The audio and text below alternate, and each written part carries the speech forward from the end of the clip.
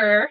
This month I bought a lot of books, but it's justified because I read so many books in January, and I've already read 6 books, including graphic novels, this month. 7 books. I don't know. I'll talk about that in my wrap-up in a couple weeks. But the point is, I think I earned it, so there. The first 2 books I have today are by Christopher Moore, who is, let's pause for a moment, my favorite author. You should really go check him out. And now I'm gonna go on a tangent about Christopher Moore. Basically, his books are all like these super funny, sarcastic stories. I talked about him before in a different video. They all have a different kind of twist to them. So you'll be walking down the street, it's a normal book, and it happens to also have vampires in it. Not to be taken seriously at all, but they are great. So the first 2 books I have by him are Practical Demon Keeping, The Last Lizard of Melancholy Cove. English is my first language. These are the first 2 books in his Pine Cove series. The 3rd book, which I believe is in the series, is called Stupidest Angel. I haven't really heard anything about that one, so they're the type of books where I don't really hear about anything about them before I've read them. Even though this one's been out since before I was born, it didn't get spoiled. That's great. Here are 2 hilarious books. I only read the first book, so I don't know what the second one's about yet. The first one is about what you would think, someone who accidentally summoned up a demon, and then he's been stuck with this demon for 70 years, and he's going to this small town, he's trying to figure out a way to send the demon back, and every chapter is cut up into sections, and each section is a different character. So even though it revolves around the few central characters, there's so many different storylines going on. It's in this small town, so you still get that small town kind of drama with, oh, everyone knows she's divorced, oh, this and that, that kind of thing. So it's a really funny book. This is a little bit of an unusual haul because I didn't go out and buy this book. I was actually just talking to my mom about how much I love Christopher Moore, and I do have a section on my shelf just devoted strictly to Christopher Moore. I have a shelf set aside for him. And she goes, oh yeah, I have 2 in the basement. And I'm like, how have you never told me this before? So I went down to my basement and I picked up this book, and it's in great condition. Let me just say, it was so fun reading this book at work when parts 1 and 2 are, not attached, but it really did not hinder how much I still loved this book. After I finished reading this, I called my granny, and she asked me what I've been reading, and I told her that I had just finished this book that day, and she said, oh really, I think I had a copy of that. And I said, yeah, it was this really old copy in my basement. And before I could finish that sentence, she said, that's probably mine. And then she just went on and on about how she really wanted to pick up another Christopher Moore book, and how my aunt, the librarian, made sure her library had all the Christopher Moore books, and so this book has been through 3 generations of women in my family in the past 20 years.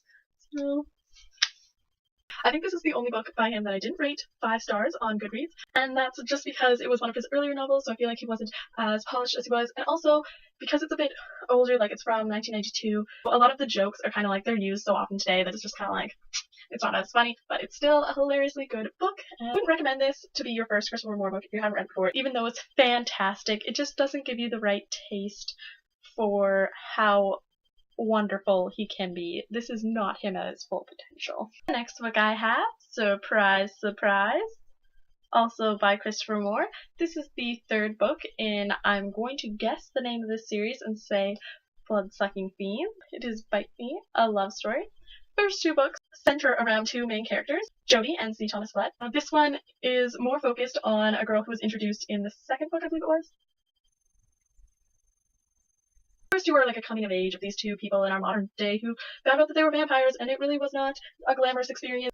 And they just kind of got thrown into this life with no instruction manual. I mean, there's the character Abby, who's the main character in this book, really thought that it would be like Twilight or an ancient cool Countess and the Count, and so she kind of made this story up in her mind about what's going on, but really he works at the 8:40 night shift, and she used to work in a cubicle, and now they're just trying to feed their hunger without killing anybody.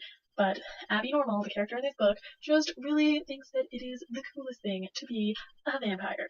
So it's a funny book too. I have a couple more books by him, which I probably wish here, but right now I don't have them with me, so part of my book haul today is kind of going to be spliced, and I'm sorry for the continuously issues. Hopefully my bookshelf, I'm organizing it tomorrow with my friend sitting there on the bed, so depending on if I have time before that, after work or not, we're just gonna have to deal with a background change.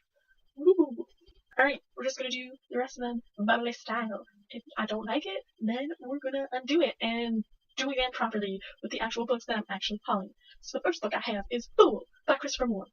This book is a retelling of King Lear by Shakespeare, but of course, well, not really, but made famous and really by Shakespeare in a hilarious, funny, sarcastic retelling. It just tells the fool story. Fool story during King Lear, which is really what's interesting because the fool is the only one in his time who's allowed to make fun of the king and say what's really happening. So we got Fool. And I am kind of happy, kind of really sad to say that is the last Christopher Moore book for this haul. So we can breathe now. Next book I have is Tolkien on Fairy Stories. I personally am a huge fan of J.R.R. Tolkien. I love him. I have watched the cartoon versions of his books. I have watched Lego versions. I write all of my bookish related notes in this lovely moleskin journal. And I of course had a Lord of the Rings marathon for Valentine's Day. So you could say I kind of dig him.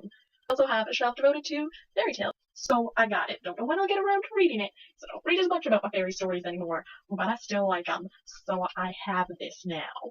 Thank you, local bookstore. Next 3 books I have for the video, actually graphic novels. So let's see what we got here. We have Fables, Legends in Exile, Lovecraft Anthology by Dan Lockwood. It's a graphic novel telling a couple different artists' styles. I'm not sure if it's different artists, but different styles of comics throughout. You've probably heard of it. Maybe not this particular thing, but you can infer kind of scary, dark stuff. So it's the only graphic novel though on my shelf that I haven't read yet, because it's scary and dark, and not February themed. Now, contradicting myself on what I just said, I have The Motherless Oven, which I did read, and look at how beautiful that book is, and wouldn't it just go so well in this section right here. Maybe I'll have to work something out about that. But The Motherless Oven is a really obscure, if you go on Goodreads, everything will say, what did I just read? And it's like, hello, The Motherless Oven. It says it right there on the cover. So the whole thing is very dark and scary. I'm going to read you the first page, and then you're going to know what I'm talking about, because I don't know how to describe this other than better sorry than safe. Wednesday. Weather clock said 9 o'clock, so I chained Dad up in the shed. Okay. Like, that's attention grabbing. Basically, they live in an alternate universe where kids build their parents, but you don't really remember building your parents, and dads are kind of these weird animal, maybe they're not animal gooey thing, or maybe they're metal, I don't know. That people race, and instead of gangs, there's bands, and it's like, instead of birthdays, you have death days, and this one kid's gonna die in 2 weeks, and everyone knows it. They're like, oh, professor, don't worry about giving him an assignment, like, he's just gonna be dead anyway. And the principal's like, just because you're dying doesn't mean you don't get to do it with dignity. And so, like, this is how someone would react in that situation. Then, from my book outlet haul, which is why some of these are separate, I have by Rainbow Rowell,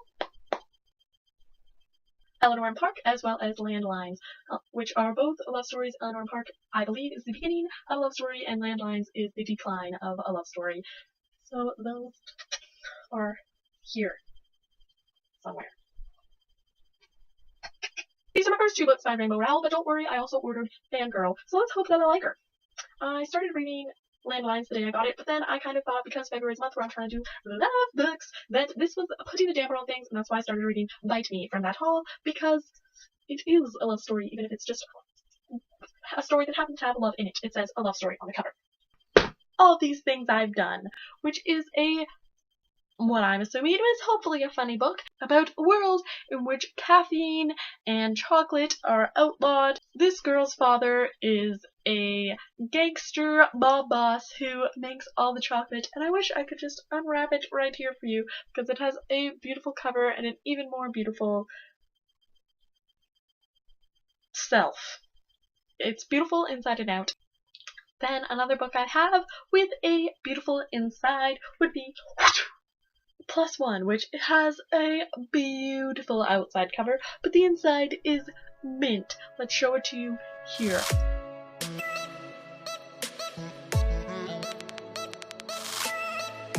Bam! Wasn't that mint? That is a gorgeous, gorgeous book inside and out. I wish I could put it on my bookshelf twice. Once for the inside and once for the dust jacket. So, yeah, that might be something I need to start doing. Have a shelf for just my dust jackets. I also picked up at Take a Leave 'em at my local co-op. A collection of short stories. Okay, that was a fun time. Let's hope that I actually had the time to pick up those books and do an actual good haul with them. If not, let's just be glad that I thought of this pop bubble. But really, what's the point of a haul? You're not going to show people how much you love holding your books and being like, whoa, I can hold them all at the same time and walk around with them. I mean, what's the point? Like, that's what hauls are. They're weightlifting competitions to see if your mind or your arms can lift more. And really, if they're about the same, that's when you're good. If you're a weakling, you have like 3 books, and you're like, oh no, and then it's like, it's okay, we only got 3 books this month, because you can't even lift that many. But then if you got like 20 books, it's like, you better be able to lift all those, or else you need to go outside. Because your mind is exercising, but your body can't keep up. And we all know, we're going to be old together as a community, that we need to have strong minds, not be senile, with our weightlifting bodies. Just kidding, I don't go to the gym, but let's not remember that I said that.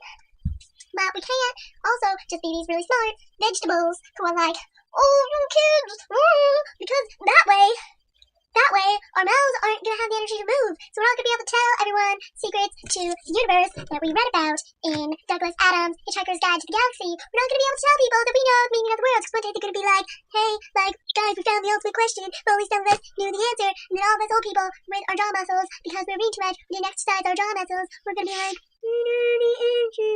so that's the point of book hauls. I'm supposed to have them here to work out my muscles. Yeah, did you know? Duh.